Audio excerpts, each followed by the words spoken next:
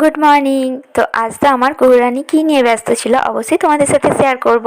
তো দেখো, সকাল সকাল আমাকে ধরে একদম টানাটানি করছিল, একটু কান্না শুরু হয়েছিল, তা বেশিক্ষণ হয়নি কিন্তু।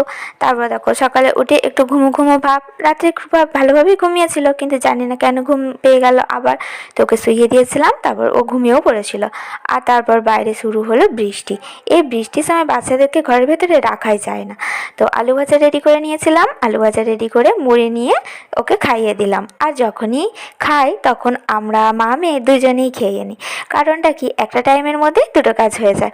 তো তারপরে তো মেয়েকে নিয়ে বসালাম, একটু পড়তে তো বসতে হবে, নইলে তো কোনো কুহুসোনার আবার মনটা ভালো থাকে না। তো বইটা নিয়ে বসলাম। আর আজ কী করেছে নতুন কি, তোমাদের সাথে তো অবশ্যই শেয়ার করব। তো দেখো, মেয়েকে বইয়ের পাতা উল্টাতে শেখাচ্ছিলাম।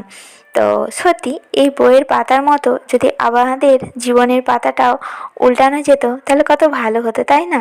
এই এতদিন এত কিছু খারাপ হচ্ছে, এরপরে যদি আরেকটা পাতায় নতুন কিছু লেখা থাকে তবে অনেক ভালো হবে। তো ঈশ্বরের উপর তো ভরসা আছে, ঈশ্বর নিশ্চয়ই ভালো করবেন। তো ধৈর্য তো সব থেকে বড় ওষুধ। তো ধৈর্য তো আছেই, আর ধৈর্য ধরে আগিয়ে চলেছি মেয়েকে নিয়ে।